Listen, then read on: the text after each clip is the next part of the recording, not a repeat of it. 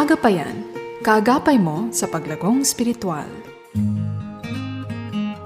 Kumusta ka kaagapay? Ano man ang iyong pinagkakaabalahan sa mga oras na ito, sana samahan mo ako sa pag-aaral ng salita ng Diyos. Tayo magkakasama muli sa loob ng 30 minuto. Ako po si Pastor Ronald Llobrera sa ating programang Agapayan. Dito lamang yan sa 702 DZES FEBC, Radyo TV, Agapay ng Sambayanan.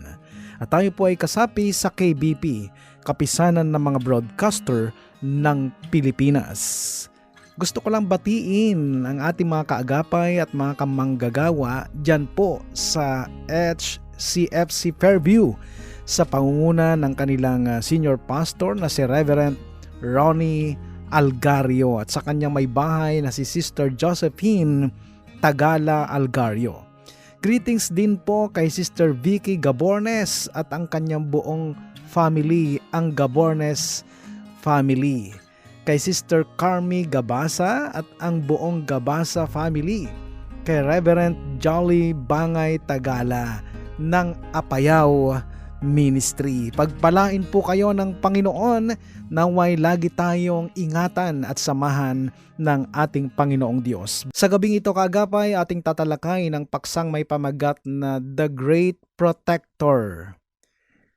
Before I embrace the revelation of grace, I am a sin conscious. Example, in my hospital visit, I always ask the patient or the person na nagbabantay sa pasyente, ano na nangyari? Anong sakit niya? But in my mind, this is what I'm saying. Ayan kasi, hindi kasi kayo umaattend eh. Hindi kasi kayo nagsisimba. Matitigas kasi ulo nyo eh. Ayan kasi, hindi kasi kayo tumutulong. Why? Because I don't have the revelation of grace yet. Kaya ang laging nasa isip natin noon, alam mo, kaya nangyayari sa'yo to kasi sa mga nagagawa mong mali na kailangan mong pagbayaran. Guys, listen, that's the foundation we're gonna destroy right now. Are you ready? We will read a verse and let's read this in the Message translation.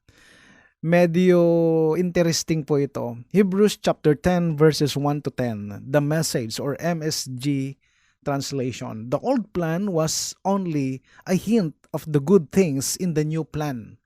Since that old law plan wasn't complete in itself, it couldn't complete those who followed it, no matter how many sacrifices were offered year after year.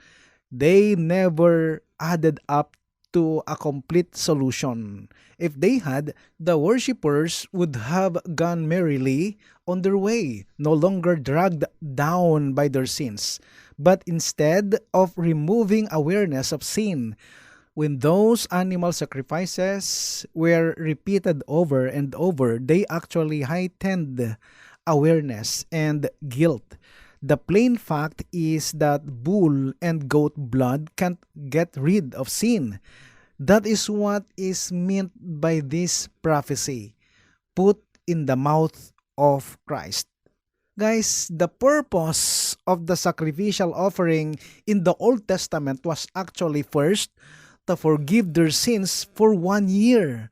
Secondly, kung nag-o-offer, everybody say it with me, to heighten awareness of sin. That's number 2. To heighten means to increase, to intensify. Yes, the land is the solution of their problem of sin for 1 year, but it's also the reminder of their sins. Now, listen guys, ito medyo skandaloso po ito. One of the major goal of Christ on the cross is to actually remove your consciousness of sin. Okay, tutuloy natin yung pagbabasa. You don't want sacrifices and offerings year after year. You've prepared a body for me for a sacrifice. It's not fragrance and smoke from the altar that whet your appetite. So I said, I'm here to do it your way, O God. The way it's described in your book. When he said, you don't want sacrifices and offerings, he was referring to practices according to the old plan when he added, I'm here to do it your way.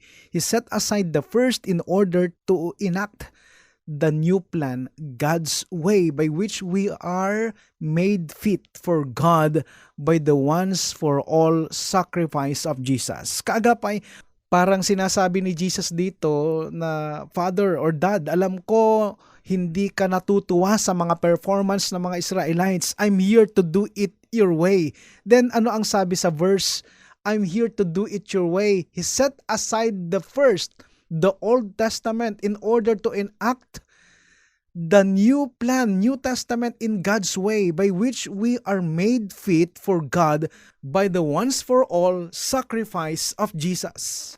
Parang ganito kaagapa, yung bubong na lagay ka ng lagay na bulkasil, tapos kapag tag-ulan, nagsisipagtuluan pa rin. Ano ang dapat gawin? Lilipat ng bahay? Now question, is that good news? Wala nang tuloy yung bubong? That whatever Jesus did on the cross, the number one goal is, number one, remove your sins. John chapter 1 verse 29, Behold, the Lamb of God which taketh away the sin of the world. Number two, remove your sin consciousness so that you will never be conscious of your sins. Kaagapay, nakakita ka na ba ng Christian na sin conscious? Ito yung mga yon. Hala, may nagawa akong kasalanan. Sorry Lord. Maya't maya nag-aalala sa mga nagagawa niya at baka daw mag-rapture tapos maiiwan siya. Kaya alam nyo ngayon, very high-tech na rin ang paghingi ng forgiveness. Millennial na rin or Gen Z confession. Parang ganito. Lord, all my sins, select all, copy, paste, delete. Okay, tanungin ko kayo can you actually ask for forgiveness for every sin that you commit?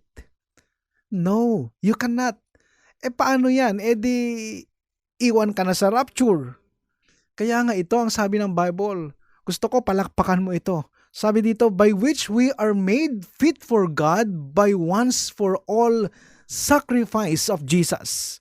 Amen? That never again will you be under sin and never again will you be conscious about sin. Pero pastor, paano yung sinabi pa rin sa 1 John 1:9? Okay, interested ka bang malaman yung tungkol sa 1 John 1:9? Okay, ito yon. 1 John chapter 1 verses 8 to 10. If we say that we have no sin, we deceive ourselves, and the truth is not in us.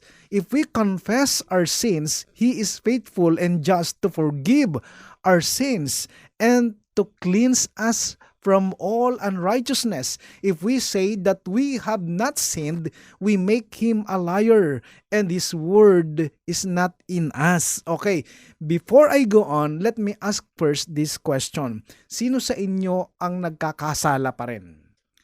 Kaagapay, kung umaamin kang ikaw ay nagkakasala pa rin, okay, this verse is not for you. Then why? Because in this particular verse, John is actually addressing a group of people. Okay, noong unang panahon, may tinatawag po tayong mga Puritans. Okay? John actually addressing these people na may ibang mga katuruan. Okay, ito yung mga sinasabi ng mga taong ito. Kasalanan? Wala kaming kasalanan. God made us this way. We eat, we have sex with anyone that we want, and we steal because that's what we are. We are created to these things. So sin? We don't have sin. It's just part of our natural existence. Are you getting the point? That's the reason why when John said, if we say that we have no sin, we deceive ourselves, and the truth is not in us. Well, practically, if you look around, all of us raise our hands. That follows this verse is not for you. Can you say yes? Why? Because you're admitting that you're sinning, right? So hindi para sa atin yan. Kaya ang sabi ni John, hey guys, the Puritans, if we confess our sins, He is faithful and just to forgive our sins and to cleanse us from all unrighteousness. Ang sinasabi ni John dito ay ganito, guys, umamin na kayo Tanggapin nyo na may kasalanan kayo para maayos na at matatanggal na yung kasalanan na yan. How? Sa pamamagitan ng dugo ni Jesus. And from now on, hindi na kayo makasalanan. Amen. Ang sinasabi ni John dito, huwag nating tanggalin sa equation si Jesus. Si Jesus lang ang sagot sa lahat. Guys, the moment somebody say these verses to you, tell them that's not for me. Pero pastor, para kanino na iyang verse na yan? Okay? Punta po tayo sa next chapter. 1 John chapter 2. My little children, these things I write to you so that you may not sin. And if anyone sins, we have an advocate with the Father, Jesus Christ the righteous. And He Himself is the propitiation for our sins, and not for ours only, but also for the whole world. Pakinggan mo ito, kaagapay. Sabi ni John, mga anak, he is actually talking to the believers that time, that on the cross, all your sins have taken away, even the power of sin, and even your sin consciousness, wala na. John said, these things I write to you so that you may not sin. Ngayon, pakisabi mo sa katabi mong nakikinig, kung mayroon man, sabihin mo sa kanya, please don't sin. Yan yung sinasabi ni John. Okay, here's the wonderful part. Come on. And if anyone sins, hindi niya sinabing, and when anyone sins. So if versus when. Pag sinabing if, kung sakali, that means pwede lang mangyari. Pero pag sinabing when, sa tuwing, that means given na palagawa ka ng kasalanan. Hindi mo mapagtatagumpayan ang kasalanan. Are you getting this, guys? Pero ang sabi ni John dito, and if anyone sins, praise God for that if. Amen? Listen, in any circumstance right now, I'm saying this to you. You can win the battle by not sinning. Amen? Binigyan tayo ng Lord ng kakayahan na magtagumpay. Okay, last question na to. Sinong nagkakasala pa rin? Ano ba yan, pastor? Nakakahiya na. Kaagapay, sa mga nagkakasala pa rin, this verse is for you. Let's read. 1 John chapter 2 verse 1. My little children, these things I write to you so that you may not sin. And if anyone sins, we have an advocate with the Father, Jesus Christ the righteous. Okay, sino sa inyo ang nasubukan ng magdemanda? O nasubukan nyo ng dumalo sa isang court hearing? Panalangin ko na huwag kayong mademanda. Okay? Okay, ano ba ang mga pangyayari sa loob ng korte? Di ba yung judge nasa gitna, tapos yung dinedemanda at saka yung defense lawyer nasa right side ng judge. Tapos sa left side naman, nandun yung prosecutor, piskal. Okay, listen. And if anyone sins, we have an advocate with the Father, Jesus Christ the righteous. Alam niyo ibig sabihin yan? If you sin, Jesus Christ is your defense lawyer. Amen? Palapakan natin ang Panginoon. Jesus will say, Dad, I already paid his sins with my blood. Amen? Ito maganda. Bakit sinabi ng Bible that Jesus Christ sat at the right hand of God? Why? For this is truth, that He is your defender. He is your protector. It's a legal transaction between the law and us. Guys, knowing these things, John is telling us, please don't sin. Kaya ang sabi dito, and He Himself is the propitiation, conciliation for our sins, and not for ours only, but also for the whole world. Hindi lang daw yung kasalanan natin, kundi ang kasalanan ng buong mundo. Does it mean that the whole world needs to believe this? Yes, they need to believe of whatever that Jesus Christ did on the cross, so that the power of sin and the awareness of sin will be destroyed. Alam nyo ba that we are actually entering in a society wherein a lot of people getting depressed? In fact, that there is statistics here in the Philippines right now that the greatest rate of suicide ay ginagawa po ng mga edad 17 to 24 years old. Why? Because of guilt and condemnation. You know what? The number one source of depression is guilt. Oh my God, I should have done this but I did not. Dapat hindi ko ginawa ito pero nagawa ko. Ang tanga-tanga ko, wala akong kwenta, gusto kong bumait pero di ko magawa, di ba? Tapos dadagdagan mo pa ng condemnation. Kaya itong idea pong ito ay kailangan marinig ng buong mundo. We need to share this good news. That's why we do church right now.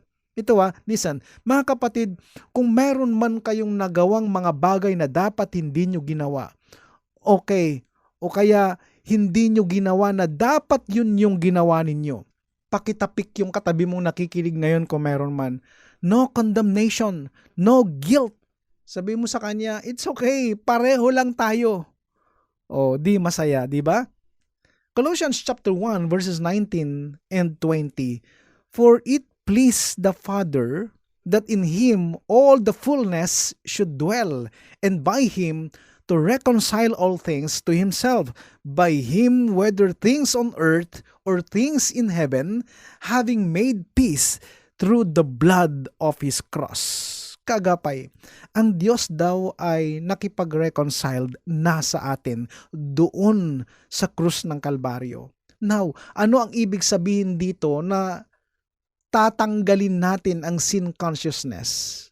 Okay, next verse. Colossians chapter 1, verses 21 and 22. And you, who once were alienated and enemies in your mind by wicked works, yet now He has reconciled in the body of His flesh through death, to present you holy and blameless and above reproach in His sight. Sino dito nasubukan na parang ang layo ng Diyos sa'yo?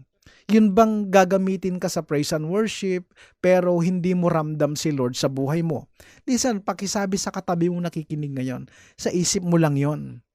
Yan yung sinasabi dito. And you who once were alienated and enemies in your mind by wicked works, yet now He has reconciled. Listen, every time you fail to look to Jesus, you will feel alienated.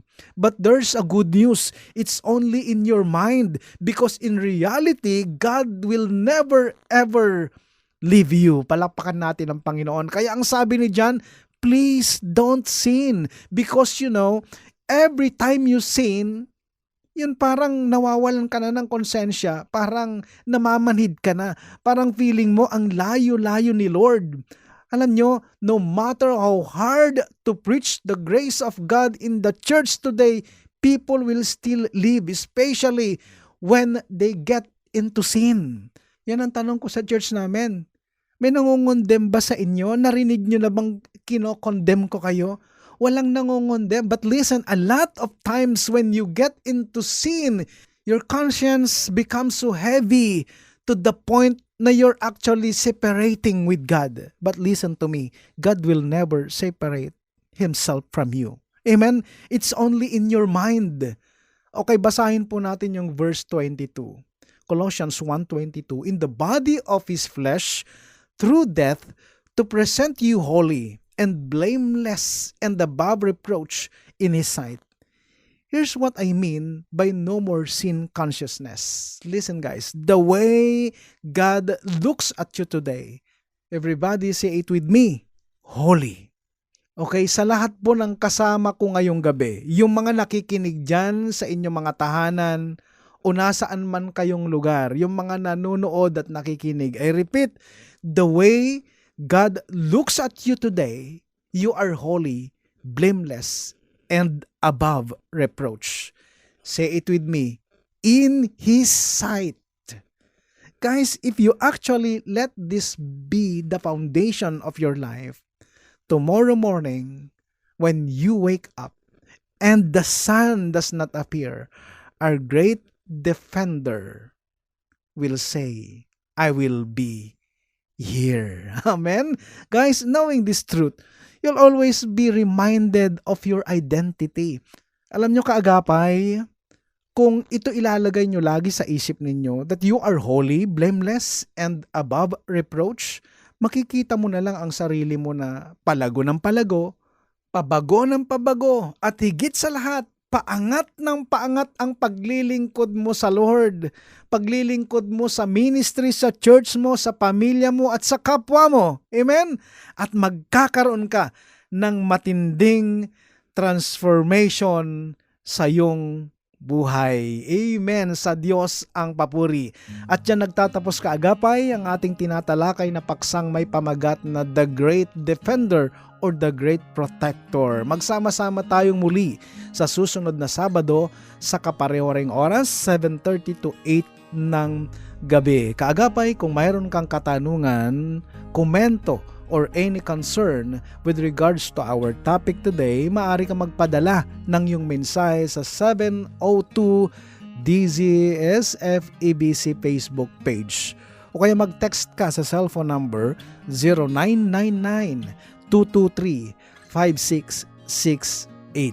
Ako po ay pansamantala nagpapaalam, Pastor Ronald Llobrera po sa programang Agapayan. Pagpalain ka ng Panginoong Hesus. Agapayan, kaagapay mo sa paglagong spiritual.